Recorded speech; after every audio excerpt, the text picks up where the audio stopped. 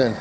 It's rough though, and I can't take it out here in this blaring sun for too long. So this is a short little linguistics language update, something to bring you up to speed on some areas. And what is that? What I was going to talk about? Well, there are a lot of people who are interested in preserving languages, documenting languages. I know a lot of those people actually that work with some of those people who are doing that ongoing right now. There are a lot of people who want to do that sort of work, don't have the qualifications, but are supportive of it. And realistically, many of these languages are just going to die. This is just part of how things go, because of the factor that the speech communities are too small. They don't have any economic power, which is basically what you have to have in the modern world. If you don't have economic power, then you don't have any prestige. If your language doesn't have prestige and you're speaking a minority language, you're going to have to learn a macro language. Macro languages, for example, are English, as you should know, French, Spanish, Portuguese, actually, Brazilian Portuguese, over 200 million native speakers, large, huge economy, and of course Russian, because it's spoken not just in Russia but across the former Soviet Union. It has more power, influence.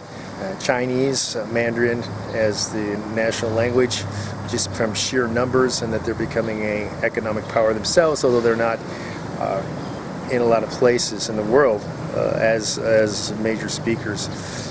However, anyway, so what's happening? So these smaller languages are dying, these minority languages, and there are a lot of people who want to say, well, we must save them, we must speak them. Not realistic. It's not going to happen. That's why a lot of my current research now, I mean, this is not where I've published or anything, but my current ongoing research has to do with Pidgins, Creoles, and auxiliary languages, and I'm going to explain a little bit about that stuff. Pidgin languages are created when two different speaking communities meet each other and they don't share either the other person's language, so they have to create a language to function, and this is the big thing. Pidgins are to function.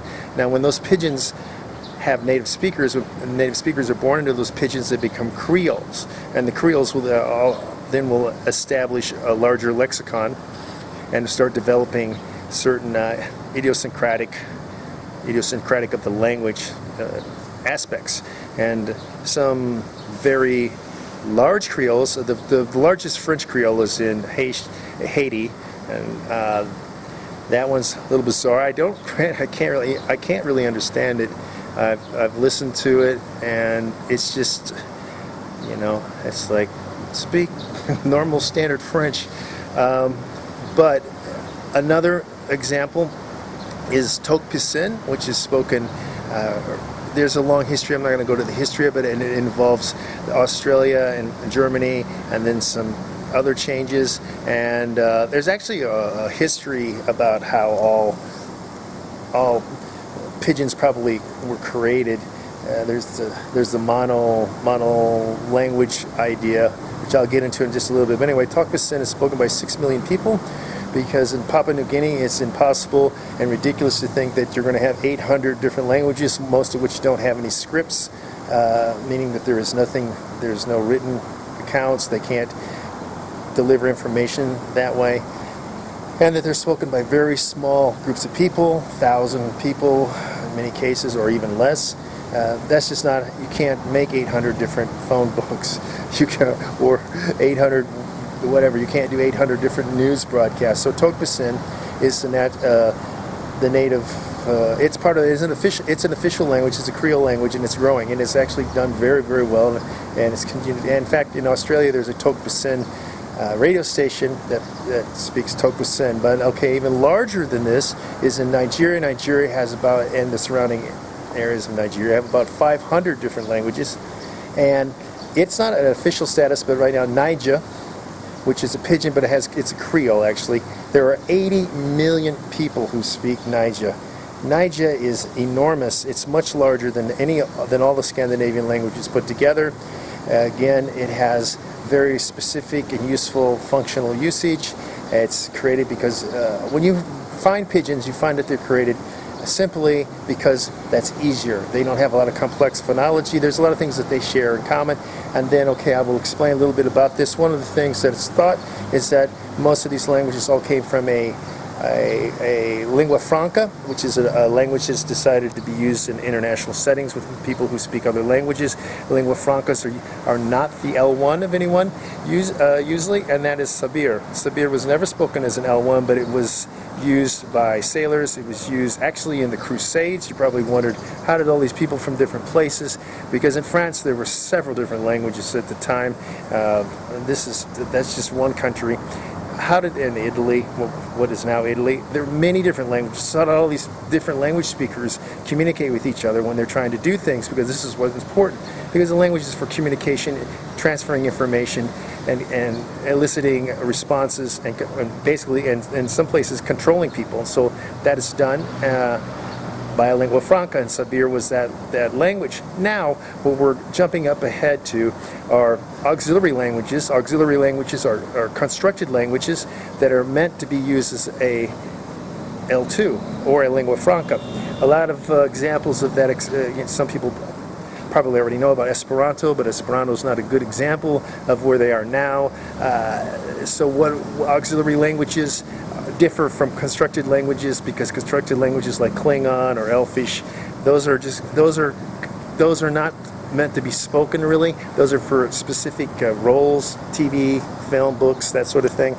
But auxiliary languages are meant to be used, and they are developed along certain lines. And now this leads us to where we're going with artificial AGI, artificial general intelligence, which is where all the geniuses are in the world right now. They're working on this area. This is going to be the largest change in mankind ever seen.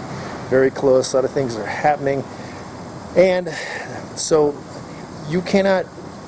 Speech recognition is not very accurate because of people's dialects, the way that they use idioms, the fact that they don't know what they're doing because they're not linguists. They don't know the semantic impact. They don't know the pragmatic ways that they use language. They don't know that they're stuttering that they do, and all that is interpreted by a speech recognition system.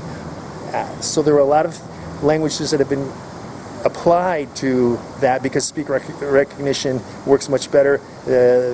Roiler is one of the best examples of that. Roiler was developed specifically for speech recognition, as being used as interface with robots, and right now it exists on openware, and you can use it and download it and do it, and you can control over 1,000 different appliances right now, and that will continue. GPS, car, navigation systems, many PC, all this stuff.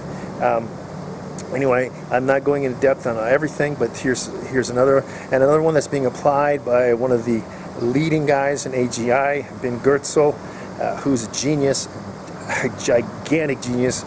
I went to the university when he was 15. I got his PhD in mathematics. I don't know, he was young, I think 20, and he loves Lojban. In fact, he speaks Lojban. Lojban is a specific language that's used to remove ambiguity in the semantic places. It's actually it resembles a programming language in a lot of ways, and then the fact that if you learn how to speak it, you can also learn how to use and create programming languages, because it has. They want to say that it doesn't have nouns, it doesn't have verbs. They're not linguists, these people talking. It does have all those things, and it's basically syntactically driven, and you know by the place in the syntax what the role should be, the semantic role. So these people don't know that. They don't know. There's many things. It's very difficult to listen to non-linguists talk about languages. It's sort of like a pundit that's taking a first aid course online trying to talk about surgery with a neurosurgeon. It just can't do it. In fact, just as an aside, the primer, Introduction to Neuroscience, is 900 pages long, these books. So anyway, but the point being is this is where things are going. You're seeing the birth of new languages that are functional, that will be used continuously, and they're going to grow. Well, hang on to these languages that are very complex, very difficult, because of the grammar aspects compared to the people from Western European languages, or even Russian. All these languages are very different. For example, durable, it doesn't follow you can't use it. You can't understand with a syntactically driven grammar system. You have to use something like role and reference grammar, or or constructionist, that sort of thing. The point being is that those languages are not going to apply themselves to the future. We're seeing what's happening now, and the people who say, I don't like the way it sounds, I don't like this, are being completely ridiculous, idiotic, because they didn't get to say when they were learning their first language, I hate this, I'm not going to learn this language because I think it's stupid, I think it's childish, I think it sounds like it. Those are prejudices that you pile on later that are withholding you from growing and evolving. So it's, evolve or die. Anyway, so this has been, Christophe Clugston, the Power Linguist. Too legit to quit. Reality is my weapon. If you don't like it, live in your fantasy world. See you later.